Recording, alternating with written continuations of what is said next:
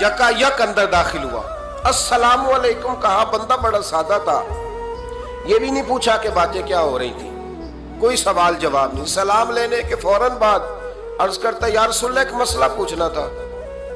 कहते हम हैरान हो गए कि यार पहले पूछ तो ले, पहले क्या बात हो रही, आते ही अपनी छेड़ दी है। एक मसला पूछना तो हुजूर ने फरमाया पूछो। अर्ज करने लगा, हुजूर ये बताए कयामत वाले दिन हिसाब किसने लेना है? तो महबूब मुस्कुराए, फरमाया बोले आदमी सादी सी बात है, हिसाब अल्लाह ने लेना है।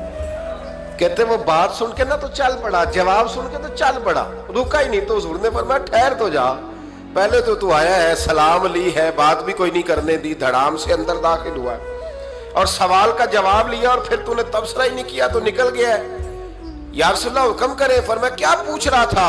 हुजूर पूछा है कि हिसाब कौन लेगा? तो हुजूर फरमाने लगे मैंने बताया अल्लाह लेगा। तो बोला क्यों नहीं? कहने लगा या रसूलल्लाह